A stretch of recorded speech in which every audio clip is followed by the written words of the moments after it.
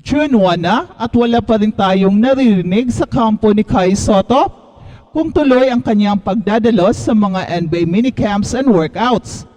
Kaya nagtataka tuloy tayo kung pupunta pa ba si Kai sa US. Nauna na kasing kinumpirma ni Coach Tim Cone na dadalo si Kai sa mga NBA things nang akala ng lahat ito na ang mga NBA minicamps and workouts. Dahil sa isang interview rin ni Tony Ronzoni, he is talking about the scheduling of minicamps and workouts. Pero napaisip tayo dahil hanggang ngayon ay wala pa ring balita. Although we believe na playing safe na itong si Kai ngayon dahil ayaw niyang mabigo. For sure, magpunta man sa US si Kai ay siguraduhin muna nila na merong malaking chance na makakuha siya ng isang NBA contract.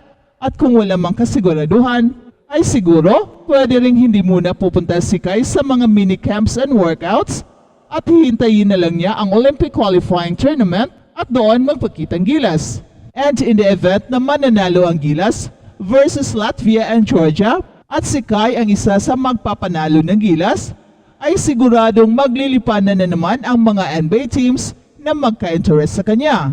At baka pag-aagawan pa siya ng mga ito. Kailangan lang talaga ni Kai na magpakitang gilas sa Olympic qualifying tournament and for sure, sapat na ito na makumbinsi na niya ang NBA na karapat dapat siya na makakuha ng isang guaranteed contract.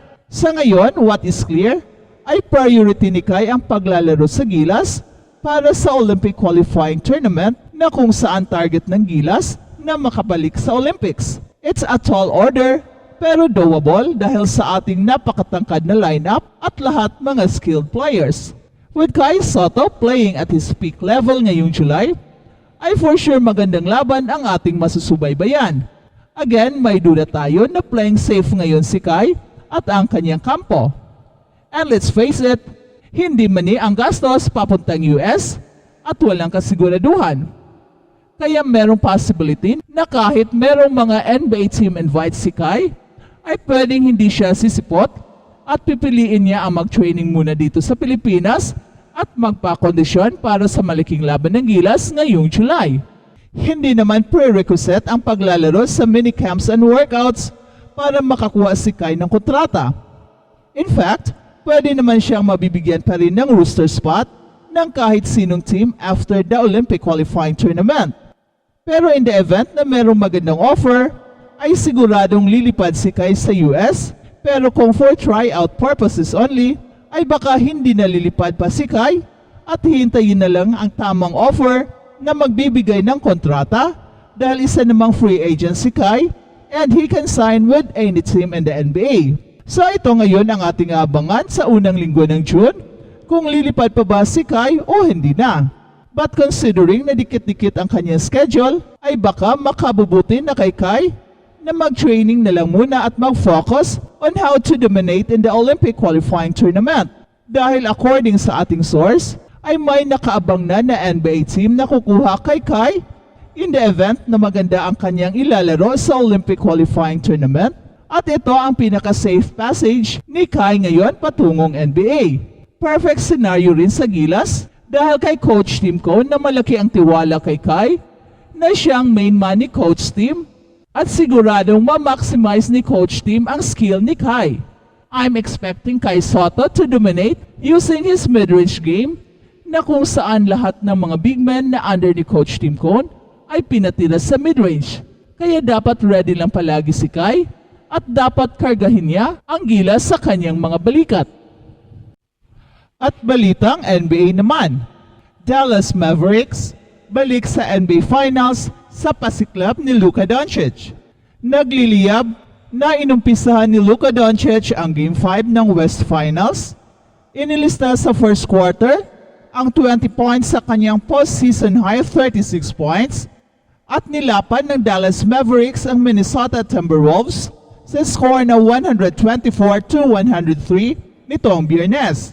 Isinara ng Dallas Mavericks ang serye 4-1 at biyahing NBA Finals na ang Dallas sa unang pagkakataon mula noong 2011 championship year at naglalaro pa noon si head coach Jason Kidd kasama si Dirk Nowitzki.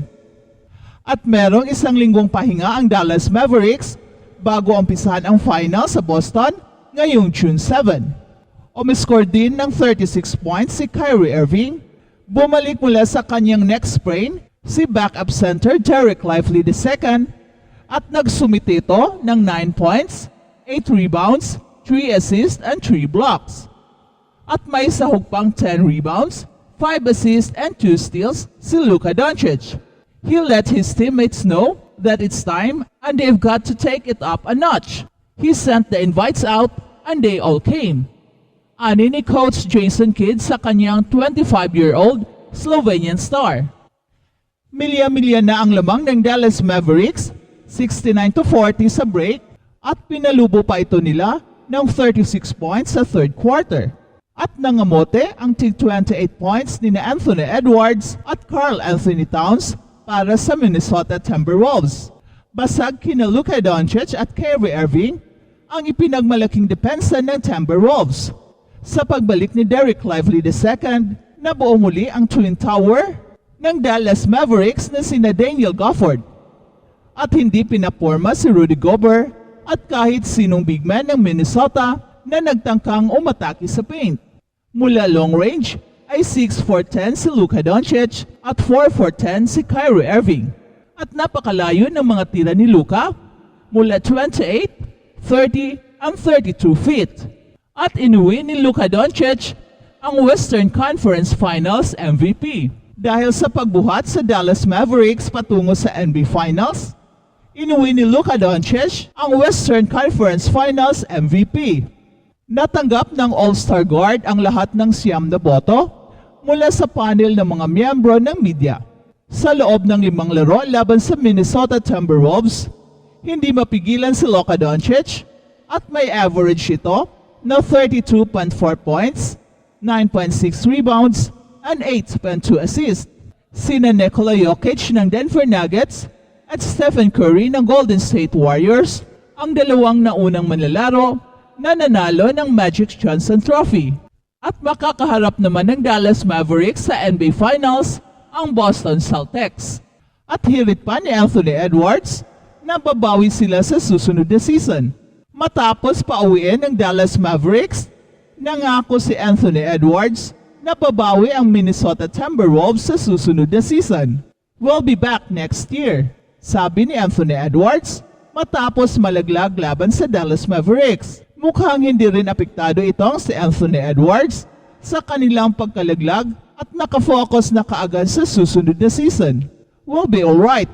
First time, took a loss. Congratulations to the Mavericks. But we'll be back. We'll be alright.